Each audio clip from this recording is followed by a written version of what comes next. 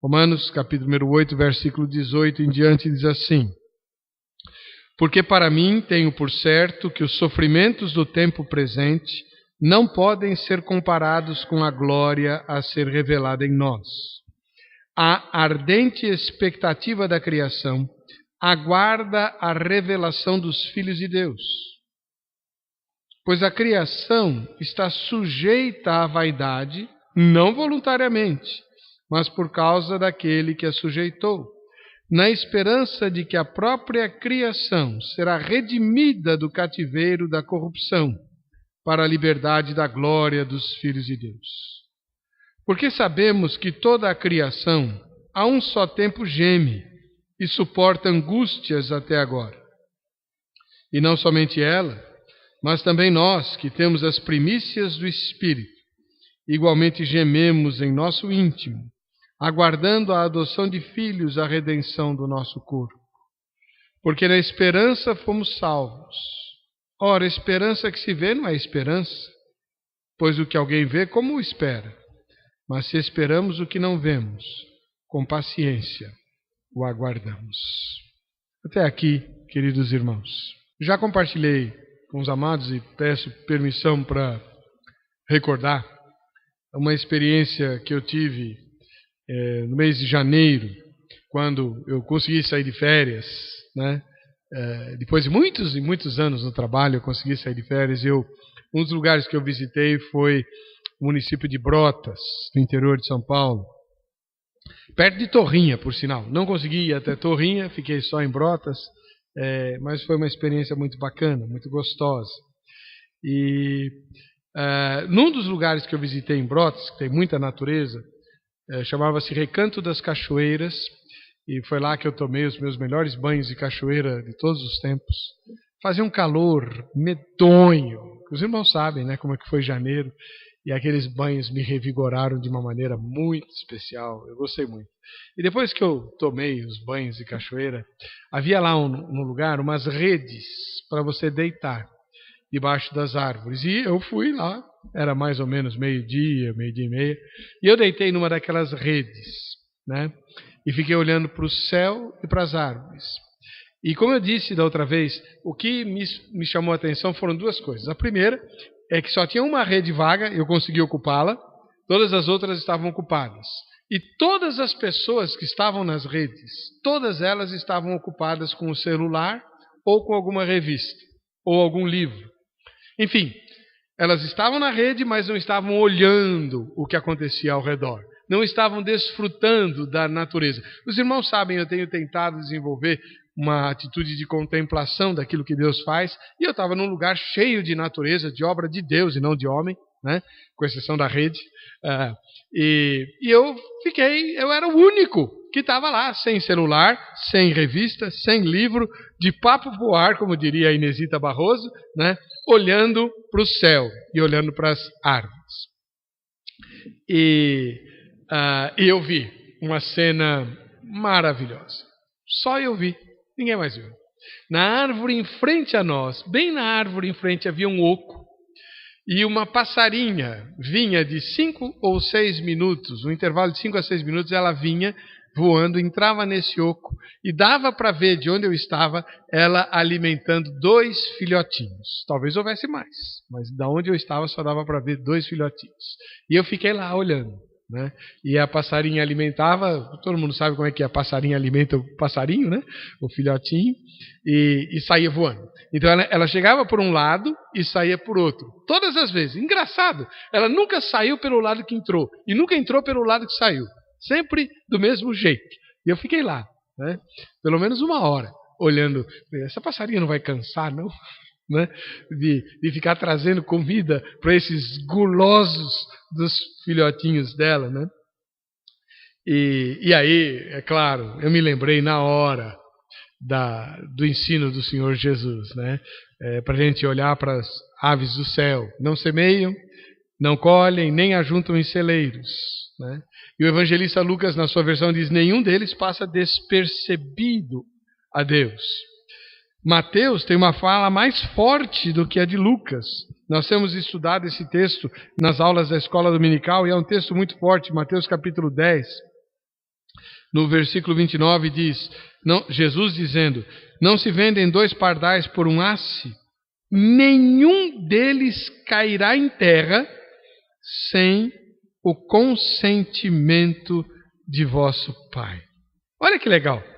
Jesus diz que o pardal que não vale nada, nenhum deles cairá em terra sem o consentimento de vosso Pai. E quanto a vós outros, disse Jesus, até os cabelos todos da cabeça estão contados. Não temais, pois, bem mais valeis do que muitos pardais. Eu lembrei dessa fala de Jesus que me impressiona muito, porque e nós estamos estudando isso na escola dominical, né? A soberania de Deus, Deus cuidando, literalmente cuidando, até dos passarinhos mais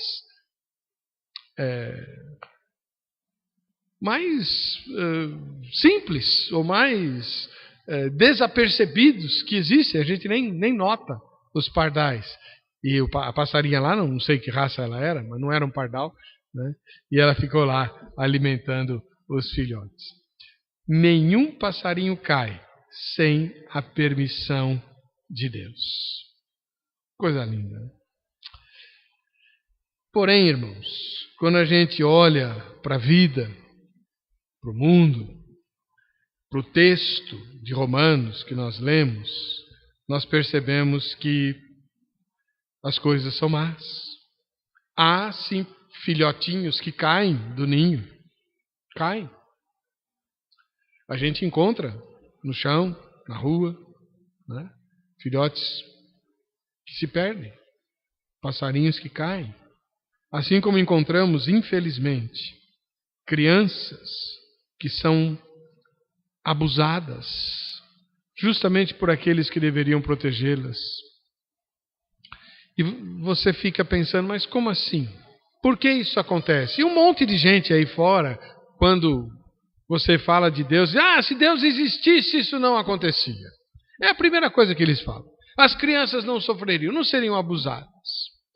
Né? E nós precisamos ter resposta para isso. O texto de Romanos que nós lemos fala que a natureza geme e está presa ao cativeiro da corrupção, aguardando a manifestação dos filhos de Deus. Eu acho que essa é uma das expressões bíblicas que nós temos negligenciado, porque os filhos de Deus somos nós. E a natureza aguarda algum tipo de manifestação minha e sua, para ser redimida. O que é que Deus espera de nós, afinal? É claro, todo mundo sabe que Deus criou o mundo de forma perfeita. Né? Nesse quadro nefasto de animais sofrendo ou crianças sendo abusadas, nesse painel de brutais injustiças, né, que acontecem, Deus não tem culpa. Nós sabemos e podemos dizer de forma bastante clara que Deus não criou passarinhos para caírem, nem crianças para serem abusadas.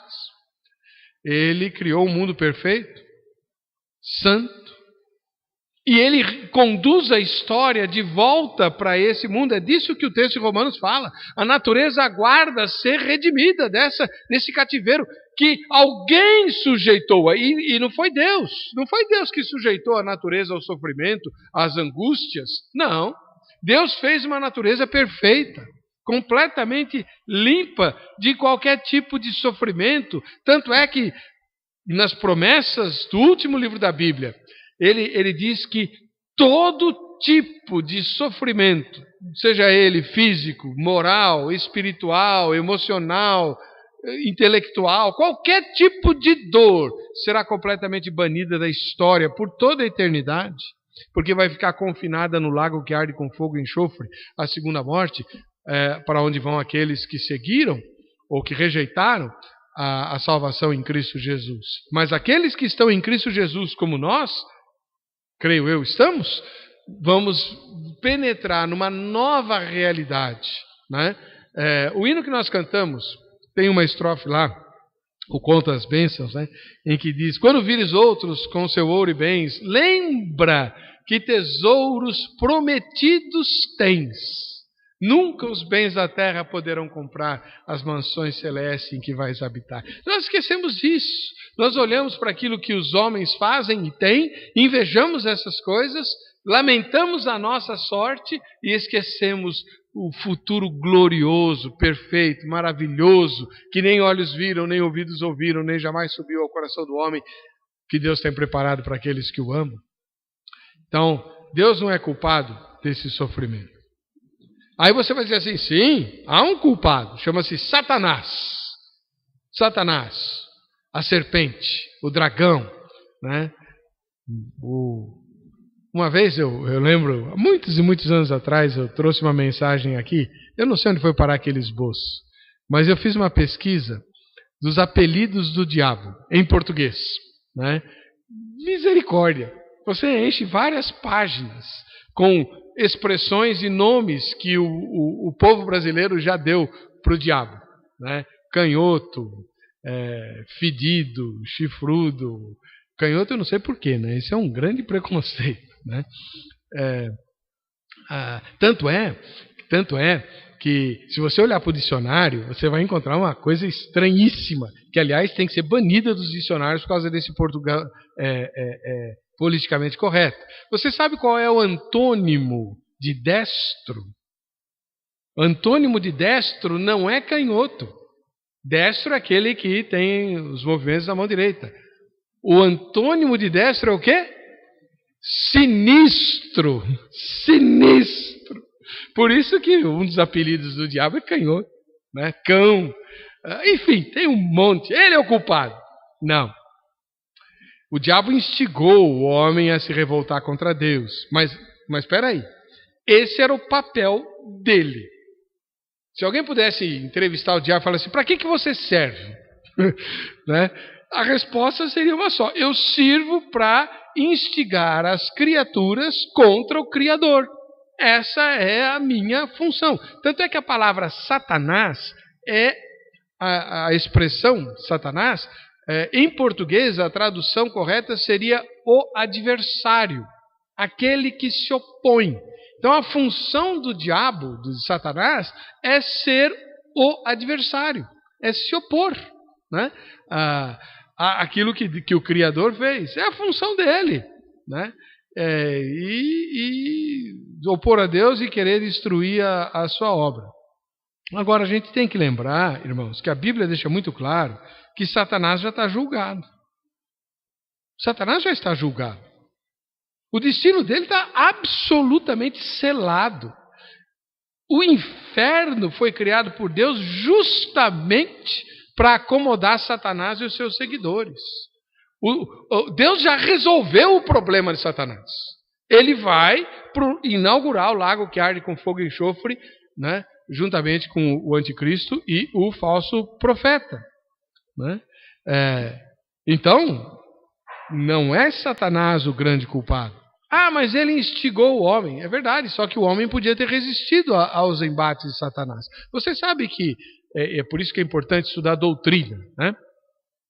A mesma capacidade que o Senhor Jesus, como ser humano, como filho de Maria, tinha para resistir às tentações, Adão também tinha. Jesus não era igual a nós e nem Adão era igual a nós. Adão era espiritualmente igualzinho a Jesus, homem. E se Jesus resistiu a todas as tentações, Adão podia ter resistido sim. Não resistiu porque não quis. Essa é a grande diferença, esse é o grande drama, essa é a tragédia humana. O homem escolheu o mal porque quis soberanamente. E é por isso que Paulo vai falar lá em Timóteo que o homem não foi enganado, né? Pois é. Então você vai chegar à conclusão de que o grande responsável por todo o sofrimento e aquele que sujeitou a criação é o ser humano. E é isso mesmo. Foi o homem que contaminou a terra. Como é que foi que Deus falou para Adão e Eva, logo depois da queda? Ele disse, maldita é a terra por tua causa. Ele não falou, maldita é a terra por causa do diabo, maldita é a terra por causa de Satanás. Não, ele apontou o dedo para o homem e disse, maldita é a terra por tua causa. O homem é o grande responsável. Salmo 8, que nós lemos no início desse culto, ele mostra o poder que o homem possuía, e ainda tem, sobre a criação, né? E nós somos diretamente responsáveis pelo mal que existe no mundo. O homem aliou-se a Satanás, juntou-se ao diabo e tornou-se seu escravo. Não, ninguém nega o papel deletério do diabo no mal, mas o homem aliou-se a ele porque quis, né? E sabe que aquilo que faz está errado. Você conhece alguém que abusa de crianças e se vangloria disso, né, nas redes sociais, dando nome, endereço? Eu aqui, esse ano eu abusei de 128 crianças. Conhece alguém que faz isso? Não. O abusador, doente, talvez até seja, mas ele faz tudo escondido. Porque apesar de ser doente, ele sabe que aquilo que faz está errado. E daí a importância crucial do Evangelho, que apresenta a redenção. Sabe, irmãos, aqui na nossa igreja, nós ouvimos testemunhos fortíssimos. Um deles, permita-me relembrar, da Bugra, quando ela começou o ministério dela lá na Praça 15, ela testemunhou a prisão de um estuprador, o Negro Silva. Foi preso e mandou chamá-la, e ele estava no Camburão, né? E ela foi atender o Negro Silva, que queria fugir da cadeia, que queria usar a Bugra para fugir da prisão, né? E ela, que tinha uma amiga que ela evangelizava, que havia sido estuprada, não por ele, mas por um outro estuprador, conseguiu enxergar naquele homem um ser humano. Conseguiu enxergar naquele homem um coração humano, uma alma humana. Ela narra que ela ficou imaginando quantas vezes ele quis a mãe, e a mãe era prostituta, então estava ocupada com outros homens e tal, nunca pôde dar carinho, nunca pôde dar atenção ao filho, e por isso ele desenvolveu ódio pelas mulheres e tornou-se um estuprador e tudo. E ela amou o Negro Silva e expressou esse amor, e ele acabou se convertendo, né? Lá na prisão, foi na prisão em São Paulo, ele se transformou num grande pregador entre os presos, né? Então, o Evangelho é aquele que traz redenção, esperança para o homem caído, que é o grande responsável pelo sofrimento da natureza. A ardente expectativa da criação aguarda a revelação dos filhos de Deus, pois a criação está sujeita à vaidade, não voluntariamente, mas por causa daquele que a sujeitou. Nós, o homem. Mas espera aí, calma lá. O texto fala que a criação aguarda a revelação dos filhos de Deus. Opa! Então, além de sermos homens e mulheres, responsáveis pelo sofrimento que existe no mundo, nós, crentes, somos também responsáveis pela redenção da criação. O texto diz que a natureza geme e aguarda. E eu queria muito entender, irmãos, o que significa a tal manifestação dos filhos de Deus? O que é que Deus está esperando de nós, né? Talvez muitos de nós pensemos, Deus está falando do juízo final. No juízo final, os filhos de Deus vão se manifestar, né? Será? O juízo final está na mão de Deus. Não posso fazer nada para apressar, nem para adiar. Vai chegar no dia que Deus determinou e pronto. Aqui diz que a natureza não está esperando a manifestação de Deus, mas dos filhos dele. Fala 2 vezes o texto, você pode ler depois em casa outra vez. Será que nós não temos como, de algum modo, e aqui que eu queria ressaltar, minorar a dor da natureza? Será que nós não podemos atuar de algum modo para prevenir o mal? Socorrer os que já sofrem? Será que não existe nada concreto que nós possamos fazer? O que eu vejo muito, irmãos, no meu trabalho, é pastores, teólogos, gente que lê e estuda a Bíblia, discutindo e especulando teodiceia. Teodiceia é o termo teológico que a gente usa para falar sobre o problema do mal. Por que existe o mal? Quem é o grande responsável pelo mal? Quando é que o mal vai acabar? Né? É isso que nós fazemos, discutimos teodiceia, mas de que modo a Bíblia espera que nós nos comportemos? Discutindo por que o mal existe? Discutindo de quem é a culpa? Né? Não. A palavra de Deus diz que nós precisamos nos manifestar. E agora, eu fico perguntando, até quando nós vamos nos comportar como os filhotes do passarinho? Lembra da introdução? Os filhotes não sabiam voar. Eles estavam dentro do oco da árvore. Tudo o que eles faziam era ficar de biquinho aberto e a mãe vinha, né, e punha comida dentro da boca deles. Né? Aí ela saía e eles ficavam lá piando porque queriam mais. Né? Aí ela tinha que voltar depois de uns minutos trazendo mais comidinha para eles e tal. Então, até quando nós vamos ficar agindo como esses filhotinhos de passarinho? Ficando só no ninho. Aqui, na nossa zona de conforto, de bico aberto, esperando que alguém nos alimente. Né? Sabe, irmãos, a maioria de nós vem ao culto com uma expectativa. Está esperando receber alguma coisa. Não é verdade? Receber alguma coisa. E quando não recebe, muda de igreja. Quantas pessoas, o conselho se debruça sobre isso todo ano. Quantas pessoas vêm, se filiam e somem? Vêm, se filiam e somem. Não ficam. Querem ser membros da igreja, são recebidos, tal. Todo mundo cumprimenta lá na porta, depois some. Por quê? Vai perguntar. Por que não recebe? Ah, não era como eu esperava, não recebi o que eu precisava. Né? A maioria de nós vem ao culto esperando receber. Isso, aliás, já foi, inclusive, detectado pelas igrejas que eu chamo de igrejas espertalhonas. Né? Elas sempre sabem o que as pessoas querem receber. Até fiz uma listinha aqui da pregação dessas igrejas. Né? Ela é pautada por autoajuda, otimismo, mensagem de vitória. Se você for numa dessas igrejas ou ouvir um dos programas deles, você vai ouvir frases do tipo: não se preocupe, sua empresa não vai falir. Fica atento, você não vai ficar desempregado. A porta vai ser aberta. Seu marido vai voltar para você. Seu filho vai se libertar das drogas. Você escuta isso o tempo todo dessas igrejas. Quem é que não quer ouvir isso? Opa, vou lá, porque eu preciso receber um emprego, preciso receber uma solução para a minha empresa que está falindo, preciso receber uma libertação porque meu marido se encantou com alguém, preciso receber que meu filho saia das drogas. Né?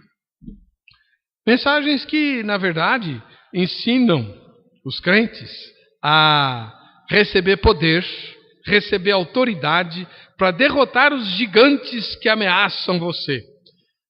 Mensagens que ensinam você a determinar sua vitória sobre as doenças, sobre o desemprego, sobre a desgraça. Afinal, a Bíblia diz: praga nenhuma chegará à tua tenda, e os anjos do Senhor, diz a palavra, não deixarão que você tropece em alguma pedra.